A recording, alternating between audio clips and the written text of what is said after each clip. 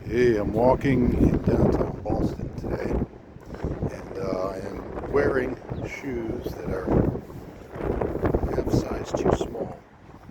I'm wearing them for a little over a week now. My toes are it's very painful. I'm limping, but I have to limp with both feet. Anyway, I did not plan this. These are the shoes that were given to me. But I am declining to get new shoes because it is helpful as an empathy experiment to empathize with someone who's put into any kind of box that they don't fit in.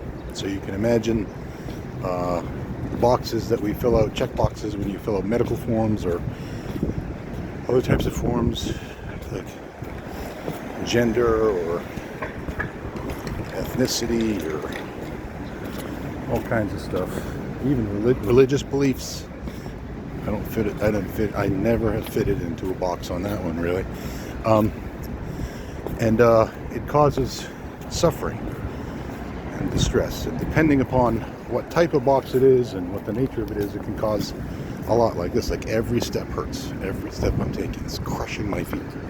A little bit. And these are steel-toe boots, so they don't bend. They're not gonna. I'm just stuck with these small fucking. My toes are really. My feet in general are really in rough shape. Anyway. I took the opportunity to take this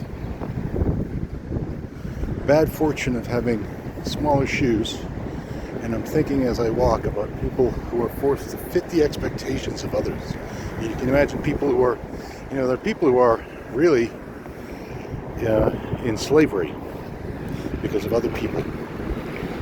They're compelled to do things and behave in certain ways, act certain ways, not act in other ways because of other people. And there are lots of flavors of it. Some of it is literal slavery, and some of it is psycho-emotional slavery, and what have you. But it hurts. All forms of it hurt. Like me walking the streets of Boston with shoes that are a little bit too small. My toes are screaming at me, would you fucking get some new shoes? But it's like, if there isn't a place in the world for someone to be themselves, this is what they have to do every fucking day, every step. I gotta be something other than I am not.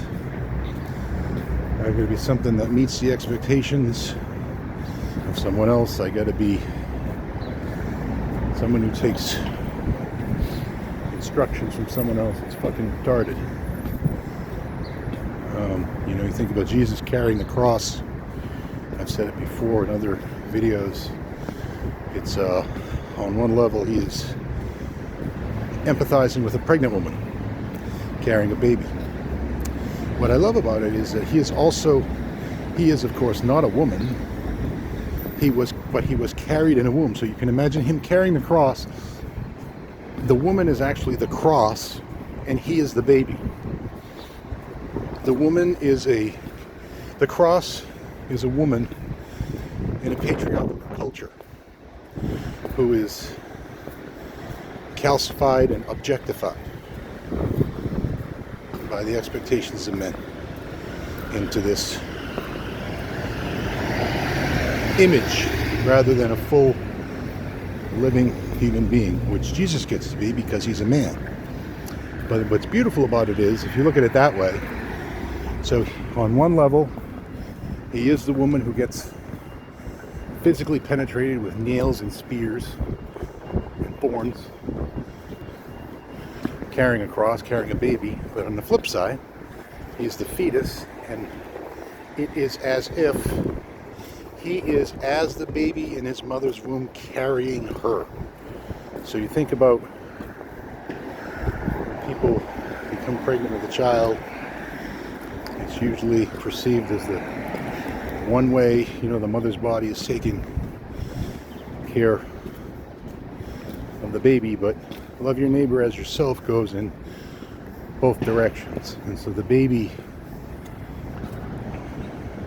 is helping to carry the mother. When Jesus carries the cross, he is carrying the woman, his poor mother, fixed into an object that men created in a patriarchal world.